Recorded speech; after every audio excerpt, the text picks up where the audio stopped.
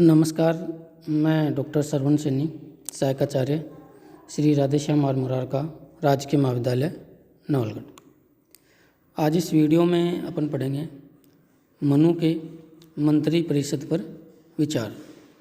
जैसा कि अपन देखते हैं आधुनिक शासन प्रणालियों में जो है शासन की शक्ति जो है वो संस्थागत शक्ति होती है और शासन के संचालन के लिए हर देश में अपनी मंत्री परिषद है वो होती है।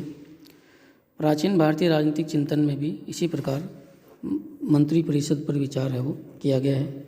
मनु ने अपने ग्रंथ मनुस्मृति में मंत्री परिषद पर विस्तार पूर्वक विचार दिए हैं और ये बताया है कि शासन की शक्ति जो है का प्रयोग जो है वो संस्थागत रूप से होना चाहिए, यानी राजा को योग्य मंत्री नियुक्त करने चाहिए और योग्य मंत्रियों के परामर्श के अनुसार ही उसे शासन के संबंधित निर्णय है वो लेने चाहिए।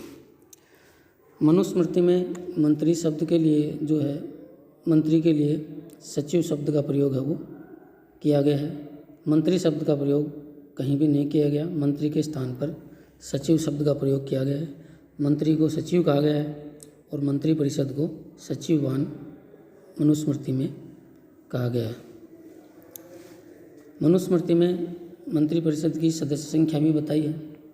मनु ने मंत्री परिषद के लिए आदर्श संख्या है वो 7 से 8 बताई, यानी कम से कम 7 मंत्री हों और अधिक से अधिक 8 हो, 7 से कम नहीं हो और 8 से अधिक नहीं हो।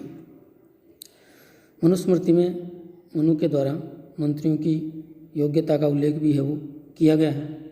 मनुस्मृति में कहा गया है कि उन्हीं व्यक्तियों को मंत्री बनाया जाना चाहिए जो शास्त्रों के ज्ञाता हों, वीर हों और जो परंपरा से राजसेवक हों और उन्हें युद्ध कला का और शस्त्र कला का पूरा ज्ञान हो। युद्ध कला में निपुण व्यक्ति को ही मंत्री है वो बनाया जाना चाहिए। और अब बात करते हैं अपन कि जो मंत्री जो है वो किस वर्ग के होने चाहिए। तो मनुस्मृति में जो है वो ब्राह्मण को मंत्री पद के लिए योग्य माना गया है।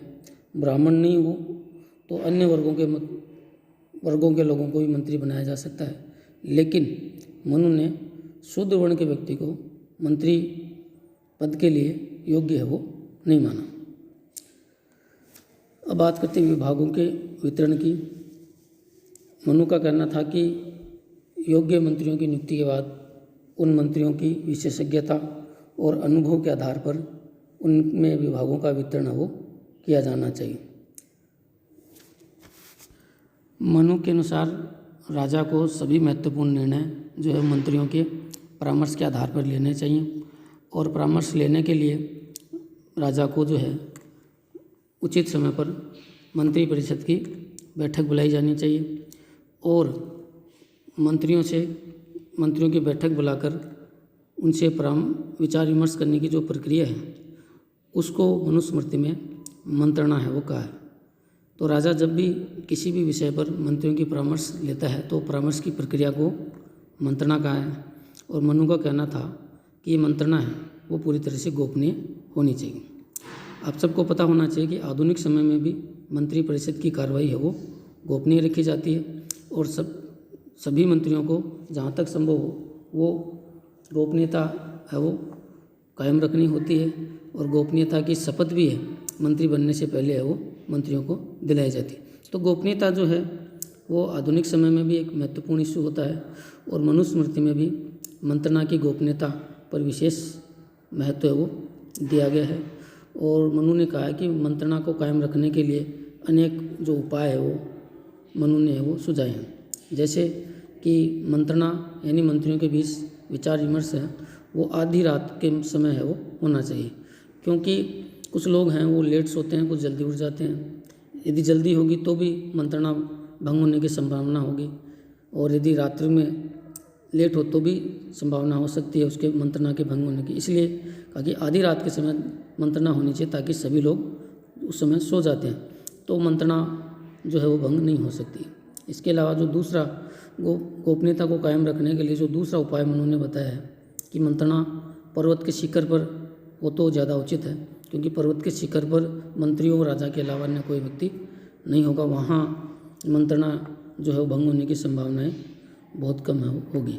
इसके अलावा एक उपाय ये बताया कि मंत्रणा महल की छत पर की जा सकती है, क्योंकि वहाँ राजा और मंत्री के अलावा अन्य कोई नहीं रहेगा, और वृक्षों से रहित निर्जन स्थान पर होनी चाहिए, क्योंकि वृक्ष होते हैं वहाँ वृक्षों में कोई व्यक्ति छुप कर रह सकता है, कोई पशु पक्षी भी हो सकता है, इसलिए वृक्षों रहित निर्जन स्थान पर भी मंत्रणा है वो हो सकती है। इसके अलावा मनु ने यहाँ ये भी कहा मंत्रणा की गोपनीयता को कायम रखने के लिए कि जहाँ मंत्रणा हो वहाँ राजा और मंत्रियों के अलावा अन्य कोई पुरुष नहीं हो, अन्य कोई स्त्री भी नहीं हो, क्योंकि मनुस्मृति में कहा कि स्त्री भी जो है वो गोपनीयता को कायम रखने में सक्षम नहीं है, तो स्त्री भी नहीं हो। इसके अलावा मनु ने तो यहाँ तक भी कहा है कि जहाँ मंत्रणा हो वहाँ कोई पशु पक्षी भी है वो उपस्थित नहीं हो, क्योंकि कुछ पक्षी जो हैं वो इस तरह के होते हैं कि वो सुनी हुई बातों को रिपीट भी कर सकते हैं, इसलिए पशु पक्षी भी उस स्थान पर है वो उपस्थित नहीं होने चाहिए, तभी मंत्रणा जो है वो गोपनीय है वो रह सकती है। तो इस प्रकार इस विवरण से ये बात स्पष्ट है कि मनु ने है वो मंत्रणा की गोपनीयता पर जो है अत्यधिक प्रकाश डाला है और मंत्रणा की गोपनीयता को अत्यधिक महत्व है वो दिया। अब मंत्रणा के तरीके मनुस्मृति में जो है मंत्रणा के जो 2 तरीके हैं वो बताया। पहला तरीका तो ये बताया कि राजा सभी मंत्रियों से अलग अलग रूप से चर्चा है वो करे, इंडिविजुअली उनसे है वो राय ले, क्योंकि ये हो सकता है कि एक मंत्री है वो सबके सामने अपनी राय ठीक प्रकार से न दे पाए, वो अकेले में राजा को अपनी राय वो ठीक प्रकार से दे पाएगा। इसलिए पहले तो सभी मंत्रियों की अलग अलग राय ले और उसके बाद सबकी सामूहिक रूप से राय है वो ले, और उसके बाद राजा को सभी का मत जानकर अपने विवेक के आधार पर और मंत्रियों के परामर्श के आधार पर निर्णय है वो लेना चाहिए। तो ये है मंत्रणा की जो प्रक्रिया है, यानी मंत्रियों से किसी भी राज्य के विषय पर परामर्श लेने की जो प्रक्रिया जिसे मनु ने मंत्रणा कहा है उसकी प्रक्रिया है वो बताई। अब मंत्रियों पर नियंत्रण के लिए भी जो मनु ने है वो सुझाव दिए हैं कि मंत्री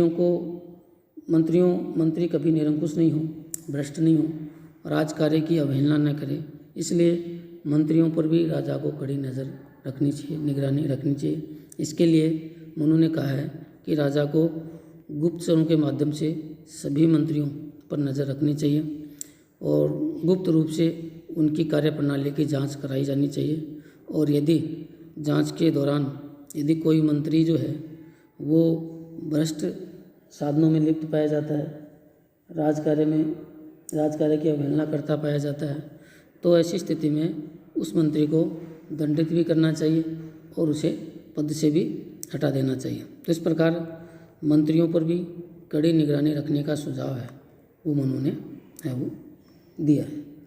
तो ये हैं मनु के मंत्री परिषद संबंधी विचार।